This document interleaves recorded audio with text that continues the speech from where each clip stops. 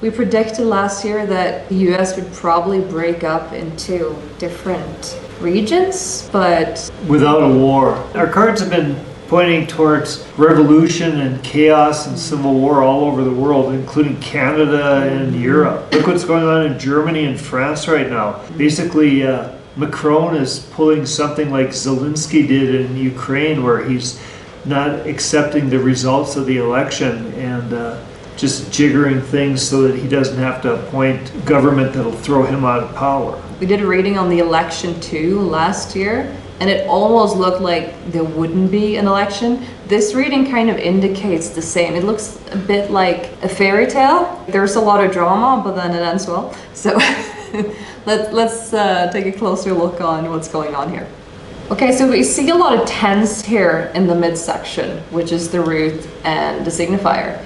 And funny enough, both of these are very positive. We got 10 of cups, which is happy family, blissful, joyful. And then we got the 10 of pentacles, which is abundance. It's like completing an earthly cycle almost. And I think although these have been positive, and the US history, though it's very short, it's been one of a lot of riches, a lot of abundance, the American dream, but they're both tens. So and they're both past tense. Yeah. I mean, this is the root, but this is the past. We've had a very good life in the United States, and we're still living relatively good lives there, even though it's dramatically becoming harder and harder with the U.S. dollar collapsing and inflation that's, regardless of what they tell us, when you're paying twice as much as you were for groceries 2 years ago.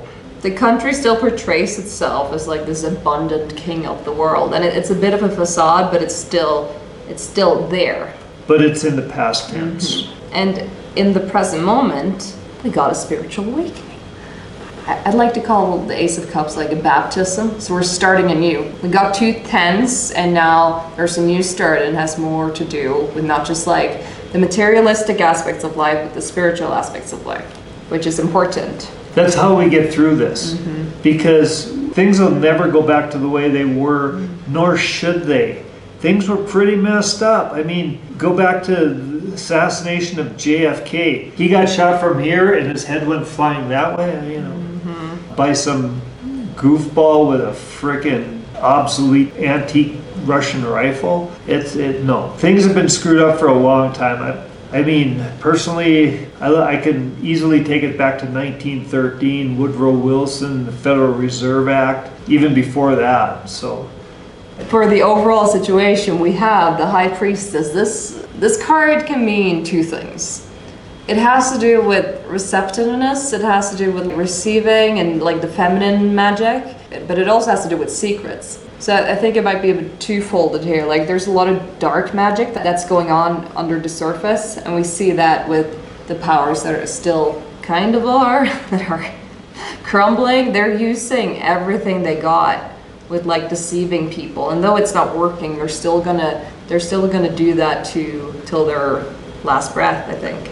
But we also, in our psychological future, we have the Magician, which is sort of the counterpart to the High Priestess. The Magician is card number 1, the Priestess is card number 2. It's the difference between masculine and feminine projection of energy. The masculine way of doing things is to project the energy out, and the feminine is to draw in energy. And that's action and compassion. And we become complete people by balancing both out. And right now we're in a place where we're kind of doormats. We're bending over and taking it from the powers that be. And we need to push our own magic out. We need to use our own energy to move ahead. And we see that in the Gateway too. The Page of Pentacles, it can be a bit of a shy card, but I also say it's like the entrepreneurial card. I think Americans have that spirit of like, okay, what can we make out of this? How can we move forward? Even though we don't have all the details, even though we kind of have to start from scratch and we don't know exactly what we're doing, that energy needs to be embraced. We need to create from a new state of awakening. But we're afraid to do that. This is our fears.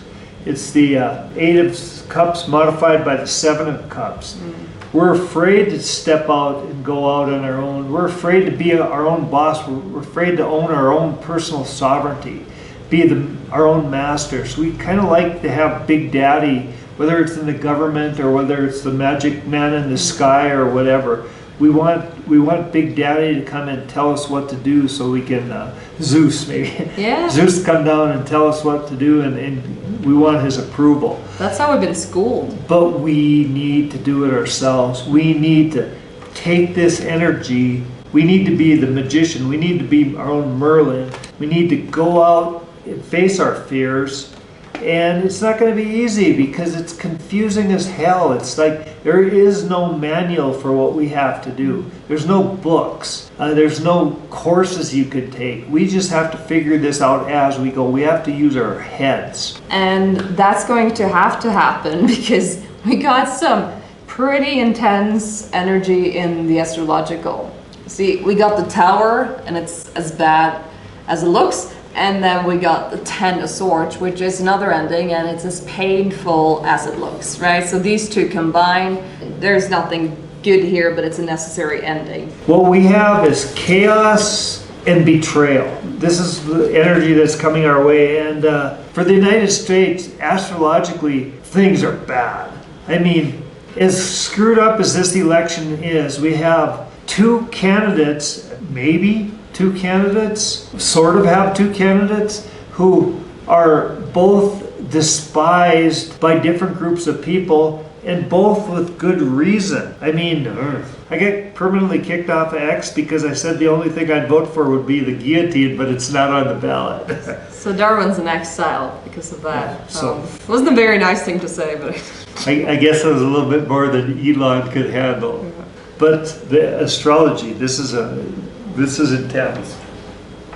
I did a transit chart for November 5th, 2024 for the United States according to the US birth chart of the Declaration of Independence. That's the day of the presidential election, which is probably when things are going to go totally nuts. The two major players on that day for the US are Pluto and Saturn. Pluto will still be only 2 degrees and 14 minutes from exactly conjunct with the natal Pluto of the United States on election day. The nation's Pluto return has implications for the entire planet because as we head into the final weeks of the election cycle, the US dollar is still technically the world's reserve currency. Although the hammerheads running the central banking cabal seem to be doing everything they can to change that situation. Pluto doesn't really give a rat's ass about any of that. The wrecking ball of the zodiac is far more interested in revealing dark secrets, most of which lead back to the sub-geniuses running the central banking cabal. Toss in the fact that Pluto is in the second house of the United States birth chart, the house associated with money and finance, and Pluto is having a field day.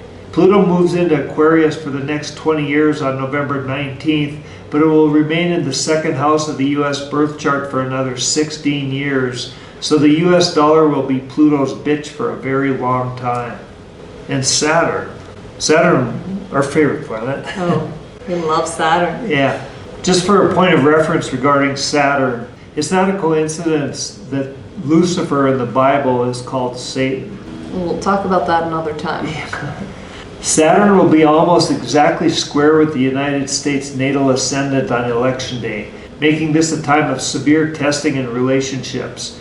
And right now, U.S. relationships are terrible, even more so with allies than enemies. Even the U.S. government's relationship with its own people is imploding. The world sees the United States as a puppet of Israel, a country actively engaging in genocide and other crimes against humanity.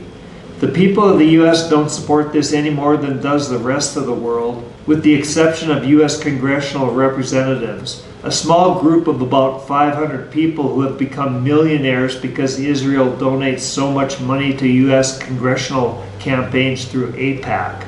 U.S. senators and representatives don't want to lose access to the AIPAC money teat, but it's getting to the point where they either represent the American people or Israel. If they choose to keep suckling the AIPAC sow and try to send American soldiers to die fighting Israel's war against Iran, they could well find themselves driven from Washington by angry mobs with pitchforks and torches. if they try to send the young people of the United States to fight a war for Israel or for that cross-dressing comedian running the Ukraine, it's not going to end well for the people trying to do that. Because of that, we can conceive of the United States erupting in revolution once again.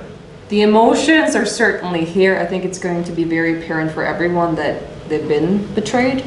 And the desire is to move forward from what the gateway is and have a bit more experience. This is kind of like this steady masculine energy where he knows where he's doing, but he wants some time to do it. And also it's modified by the Empress. So I think we'll need a balance here where there's not this like war between the sexes where it's women are trying to step in for the men and the men are kind of not having their place. It's need to support each other here. That's what people want to. I think people are missing that in today's America because everything's been kind of turned on its head purposely. So in the future, we have the Seven of Pentacles. We'll need some patience moving forward because there'll be this big eruption and people will start finding the courage to act, yeah? And then it's gonna take some time to see the results. I think there'll be some negotiations and there might be some agreements being made, and then there will be kind of maybe this bureaucratic process rather than something violent. This kind of signals that, yeah, sure, there might be some riots, but this looks pretty calm, kind of almost boring, where people just want to know what's going on. And in the final outcome, here's the happy ending. We got this little celebration. Everyone's like, yay, things went as we wanted them to go. We're happy now. And we got the Four of Swords as the modifier, which is more of a rest and reflect card. So after the celebration, I think there'll still be a need to kind of like heal and digest everything that's been happening. But that's happening now. The betrayal and the chaos are happening now. It's there for anybody to see. I mean, yeah, it's just going to continue to happen, and kind of it's a snowball in a way. But we can get through this with our own strength. And we have to start something. We have to start implementing our own strength, trusting our own power. And we're going to have some patience. We're going to have to plant some crops and watch them grow.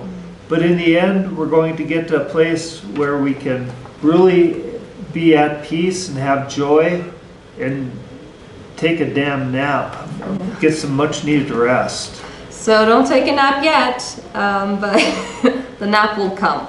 Looks like it's going to be like dramatic and loud until people kind of start acting, start doing the right thing. You really want to have some fun, get a personal reading from us. Please like and subscribe, write a comment below what do you want us to do a reading on, and we'll see you in the next video.